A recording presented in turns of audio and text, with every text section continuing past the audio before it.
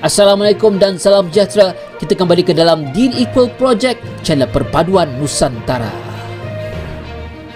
Hai guys, Assalamualaikum, salam sejahtera, salam perpaduan, salam Nusantara, salam bergabung. Kita kembali ke dalam channel saya, iaitu channel Deal Equal. Apa kabar anda yang berada di Malaysia, Indonesia, Filipina, Brunei, Thailand dan seluruh Nusantara? Sedangkan anda sihat-sihat, sejahtera dan dimurahkan rezeki. Hari ini guys, kita akan lihat beberapa video ini tentang dukungan orang Malaysia serta komentator yang ada di dalam media guys. Tanpa basa-basi, ayo kita tonton video ini. Pagi tadi saya dah review tim Harimau Malaya dan kali ni saya akan cerita sikit pasal skuad Timnas Indonesia. Okey, kalau korang tak tahu, bulan Oktober ni adalah bulan paling penting untuk Timnas Indonesia sebab ada 2 game yang diorang kena menang dalam World Cup qualifier round ketiga ni. Diorang akan lawan dengan Bahrain dan diorang juga akan berlawan dengan China. Lawan dengan China mungkin tak risau sangat, tak agak confident lah. Tapi lawan dengan Bahrain ni lah bagi saya penentu siapa yang berada di tempat keempat ataupun kelima kan.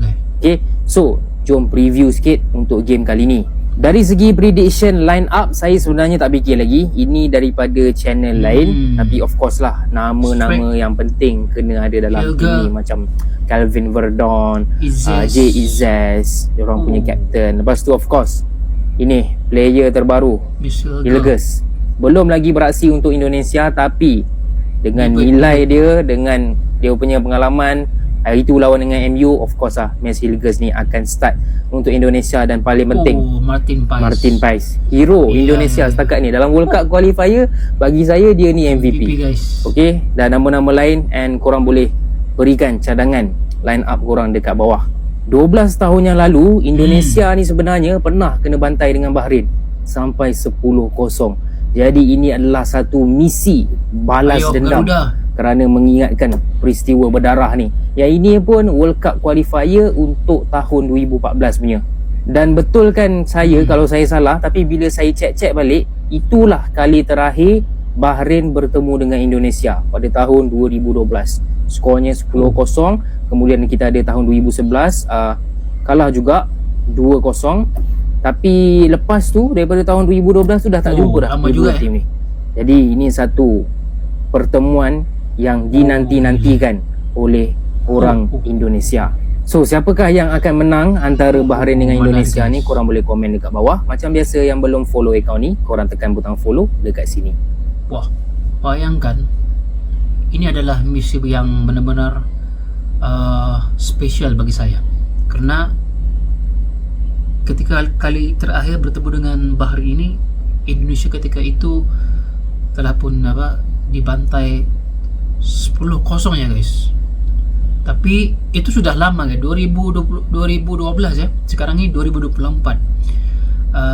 Dengan kehadiran Sinteyong, banyak yang sudah berubah, line up juga banyak berubah, taktikal berubah, dan jangka waktu masa yang begitu jauh itu tidak dapat dibandingkan dengan kualiti yang ada sekarang ini guys.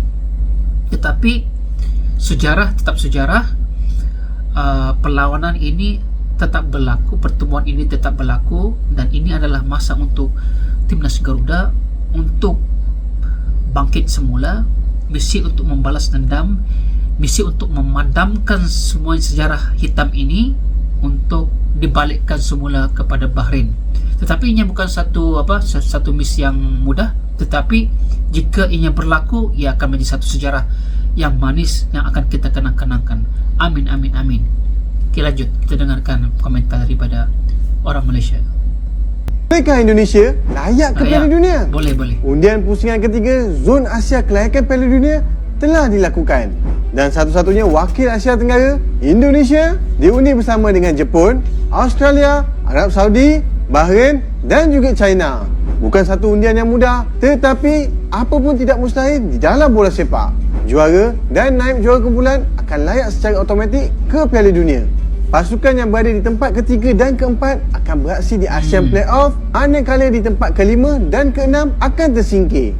Di ASEAN Playoff akan ada 2 kumpulan yang terdiri daripada 3 pasukan, juara setiap kumpulan akan layak ke Piala Dunia, manakala pasukan di tempat kedua akan bertarung sesama sendiri untuk slot playoff antara kontinen.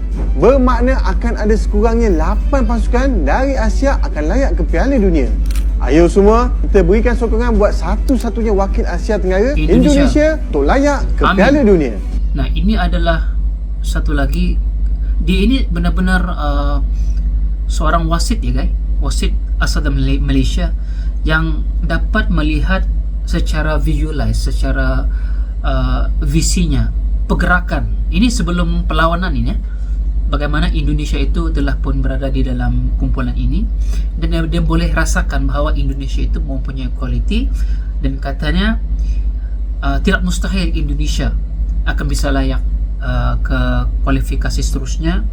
Dan kita doakan dengan dukungan rakan-rakan semua dan dukungan orang Malaysia agar Indonesia ini sebagai wakil Asia Tenggara, ini bukan soal negara guys, ini sebagai wakil Asia Tenggara, orang Asia yang akan mewakili untuk lolos ke peringkat seterusnya guys.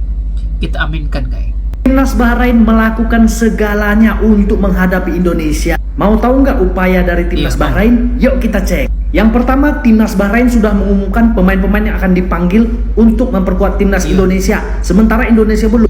Yang kedua, Bahrain langsung latihan tanggal 29 September kemarin. Yang ketiga, Bahrain memanggil satu pemain naturalisasi yaitu Vincent Emmanuel. Yang keempat, Bahrain memanggil kembali top skor sepanjang masa mereka, Ismail Abdulatif, yang sudah mencetak 48 gol selama karirnya di Timnas Bahrain. Dan yang terbaru, analis dari tim nasional Bahrain itu menghubungi salah satu analis sepak bola kita, yaitu Bang Tommy Deski. Melalui laman Instagramnya, Bang Tommy Deski mengungkapkan ya bahwasanya analis dari timnas Bahrain itu menghubungi dia untuk diskusi seputar sepak bola. Ya walau tidak secara gamblang ya, tapi Bang Tommy Deski cuma menjelaskan bahwasanya analis dari timnas Bahrain itu hanya untuk sekedar diskusi sepak bola saja, bukan soal membocor-bocorkan, tidak. Artinya analis Indonesia juga mulai diakui dunia. Mudah-mudahan ini menjadi jalan untuk Bang Tommy Deski bisa dilirik oleh negara-negara besar sepak bola dunia. Jadi sebegitu effortnya loh Bahrain untuk melawan timnas Indonesia. Artinya apa? Artinya mereka nggak mau kalah begitu saja. Bahrain ini mau tetap melawan. Jadi nggak heran di Piala Asia Bahrain bisa mengalahkan runner-up Piala Asia Yordania 1-0, mengimbangi tuan rumah Uni Emirat Arab di round 2 kualifikasi Piala Dunia, dan bahkan menumbangkan Australia di pertandingan kualifikasi Piala Dunia di kandang Australia. Bagaimana pendapatnya tentang Bahrain, sang kalajengking gurun? Salam di Mateo. Kalau didengar kembali, kalau mengikut kepada maklumat itu, ternyata timnas Garuda perlu berhati-hati juga tuh guys, karena memang benar Bahrain telah pun bermula awal, karena Indonesia sudah pun datang begitu lewat sekali, dan mereka perlukan beberapa hari untuk recovery dan beberapa hari untuk latihan sebelum bermulanya sepak bola. Dan memang ini memberikan advantage ataupun memberikan kelebihan kepada Bahrain. Pertama, mereka akan menentang Indonesia di laman mereka sendiri, itu sudah pasti satu kelebihan pada mereka. Dan dikatakan satu lagi informasi yang saya dengarkan, wasitnya itu adalah orang Arab juga, dan kita khawatir ya kalau andai kata wasitnya itu mencurangi ataupun melakukan perkara yang tidak seimbang, dan kita harapkan ianya wasit yang benar-benar natural dan wasit yang benar-benar jujur. Itu yang kita harapkan. Lanjut.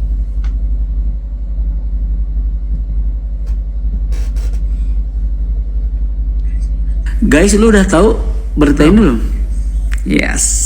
Ini gue baca, lihat dari artikelnya si Asia Goal. Top 10 negara paling banyak mencetak gol selama kualifikasi Piala Dunia zona Asia. Nomor 5. Lihat King Indonesia nomor berapa guys? Gila gak tuh, nomor 5. Jepang ya jangan ditanya lah, Jepang mah tukang ngebantai. Dia 36 gol dari 8 pertandingan. Korea Selatan 23 gol dari 8 pertandingan. Ya, mereka mah memang ya levelnya juga udah jauh sama kita guys. Ketiga ada Australia, keempat Qatar, kelima loh Indonesia. Lihat 21 gol guys dari 10 pertandingan loh. Ih, pasti lu elah gue sampai speechless liatnya. Indonesia loh ada di level ini sekarang. Aduh gila. Coba lihat Indonesia doang dari Asia Tenggara. Aduh iyalah di ronde 3 aja kan cuma Indonesia doang ya. Yang lainnya gugur di ronde 2, ronde 1. Jadi ini tuh data dari ronde 1, ronde 2 sampai ronde 3 kualifikasi Piala Dunia. Jadi gimana guys? Kalau lihat kayak gini, lu makin yakin nggak Indonesia lolos Piala Dunia? Kalau gue, insya Allah yakin. Ini lagi satu fakta yang menarik tentang bagaimana dikatakan Indonesia itu antara negara yang mampu untuk mencetak gol yang agak banyak, sehingga kan diletakkan pada ranking ke-5 ya guys, nomor 5 ya se-Asia yang paling banyak mencetak gol sepanjang kualifikasi World Cup ini. Dan Indonesia antara wakil Asia Tenggara guys. Dan kita bukan di sini, saya hanya memberitahu apa-apa benda-benda yang apa juga perkara yang boleh mempertingkatkan positivity ataupun keyakinan timnas Indonesia itu harus kita terima guys. Dan realistiknya ini adalah analisa yang telah pun dibuat oleh Asia Goal. Mungkin itu adalah laman sesawang tentang status scoring tim yang ada di dunia ini. Nomor 5 guys, nomor 5 ya, top scoring yang paling tinggi, nomor 5 di dunia guys.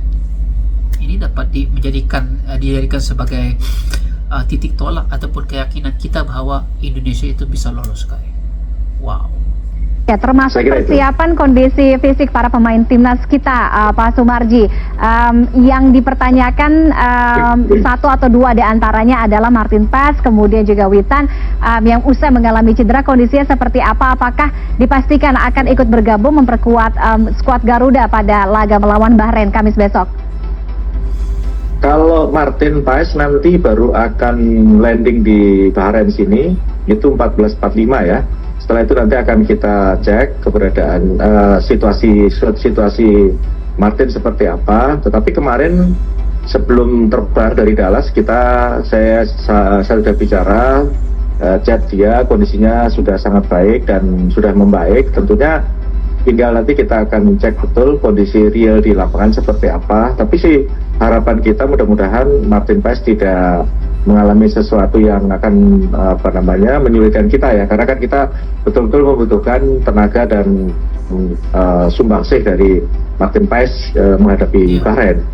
Terus kalau kondisinya Witan sudah sangat baik, kemarin juga sudah ikut latihan secara keseluruhan, tidak merasakan apa-apa juga. Selesai latihan saya tanya juga tidak ada merasakan apa-apa, sehingga kalau kita melihat kondisi 26 pemain yang ada semalam itu kondisinya semua fit, bukan semuanya. Jadi tidak ada yang perlu diragukan lagi lah. Hanya tinggal sekarang kita menunggu nanti Martin begitu landing langsung akan kita jemput dan langsung akan dicek oleh tim dokter yang di kita dan juga tim fisio yang ada di kita. Setelah itu baru nanti akan kita pastikan dengan perkembangan sisa waktu yang ada. Toh juga masih ada waktu 2 hari ini sama besok ya.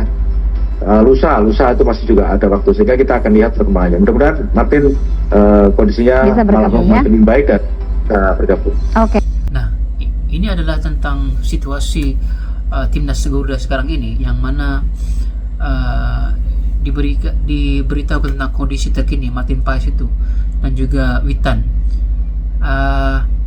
Karena Martin Paes ini akan menjadi antara sosok yang penting, sebab dia antara individu pemain yang telah pun perform di laga menentang Australia dan telah pun mendapat sorotan dunia dengan save yang dilakukan oleh Martin Paes ini. Dan kita mahu Martin Paes ini dalam keadaan yang benar-benar 100% sihat 100% mampu untuk menjalankan tugasnya sebagai penjaga gawang gol untuk timnas Indonesia. Dan memanglah di sini kita lihat kelebihan itu tidak ada pada timnas Indonesia karena kita terpaksa terbang jauh ya, daripada Indonesia ke Bahrain. Dan penerbangan yang jauh itu sebenarnya walaupun kita hanya duduk ya di dalam pesawat ya, sebab kita akan kena jet lag, perubahan cuaca, perubahan waktu, kadang-kadang mual-mual, itu juga diambil kira ya. Keletihan berada di dalam pesawat itu juga diambil kira karena mereka perlu refresh, perlu sihat kembali. Dan dikatakan di sini oleh manajer timnas ini bahwa hampir 100% semua pemain-pemain timnas Indonesia itu sudah dalam kondisi yang membaik, Cuma Martin Paes mungkin sekarang ini sudah berada dalam kondisi yang terbaik. Kita doakan semuanya berjalan lancar, dan ini adalah berita yang baik juga yang harus kita tahu agar setiap pemain itu berada dalam kondisi yang terbaik, berada dalam kondisi yang bersedia untuk pada hari perlawanan, guys. Oke, kita lanjut. Wasit.